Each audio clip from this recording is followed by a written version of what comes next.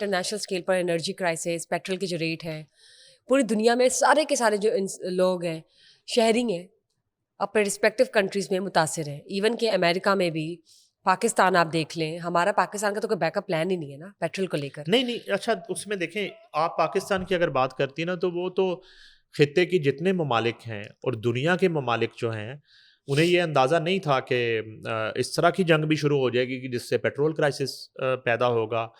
اچھا may be چونکہ attack تو امریکہ اور اسرائیل نے کیا نا، انہیں اندازہ ہوگا، انہوں نے اپنا کوئی بیک اپ پلان رکھ بھی لیا ہوگا. اب یہ ہے کہ پہلی تو بات یہ ہے کہ ابھی تو قیمتیں اوپر سے اوپر جا رہی ہیں. بالکل ٹھیک ہے، پہلے اطلاع تھی کہ انٹرنیشنل مارکیٹ میں خام تیل کی جو قیمت ہے وہ $90 فی بیرل تک جا رہی ہے. اب اطلاع آئی ہے کہ آج کے دن $100 فی بیرل تک جا رہی ہے.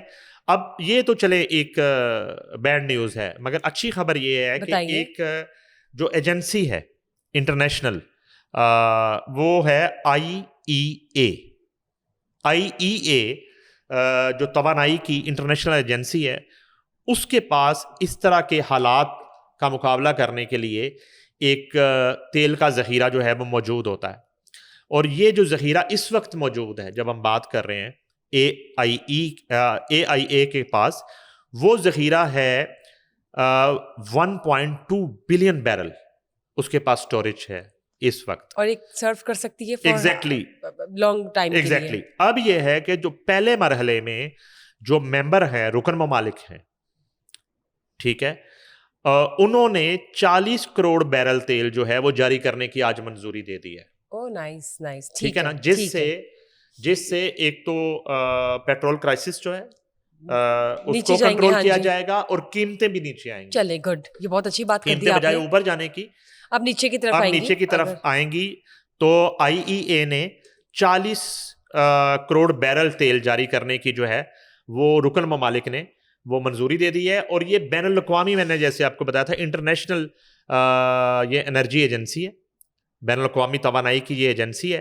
اور یہ جو ہے اب مجھے لگ رہا ہے کہ وہ جیسے وہ 55 روپے بڑھا اور اس کے بعد جو ہے نا دوبارہ سے اس طرح کی آوازیں آنا شروع ہوئیں کہ مزید تیل بڑھ سکتا ہے. مجھے لگتا ہے کہ ایک ویک تو کم از کم جو ہے اسی قیمت پہ گزرے گا، کیونکہ پہلے آلویز جب آپ نے دیکھا کہ پیٹرول کی قیمت بڑھانی ہے، کم کرنی ہے یا اسے مینٹین رکھنا ہے، ٹھیک ہے، تو اس کے لیے 2 ویکس کا ٹائم ہوتا تھا کہ ہر 15 دن کے بعد ٹوائس اے منتھ یہ قیمتوں میں رد و بدل کا فیصلہ کیا جاتا تھا، اگر آپ کو یاد ہو. اب موجودہ صورتحال میں یہ ہے کہ ایوری ویک وہ میٹنگ ہونا شروع ہو جائے گی.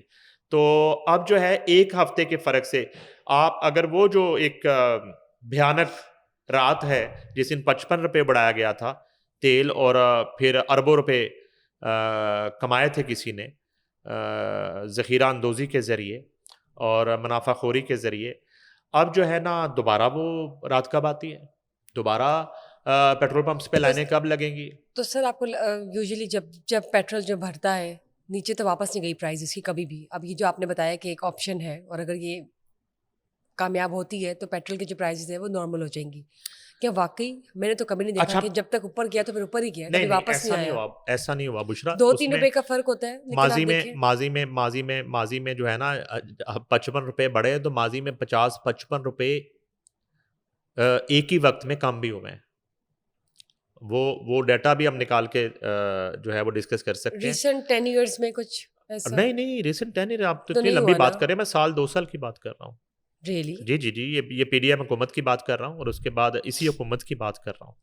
اس میں بہت زیادہ قیمتیں بڑھ جانے کے بعد جب پیٹرول کرائسس پہ جب قابو پایا گیا اور جب نئے معاہدے کیے گئے تو پھر یہ قیمتیں نیچے بھی آئی تھیں.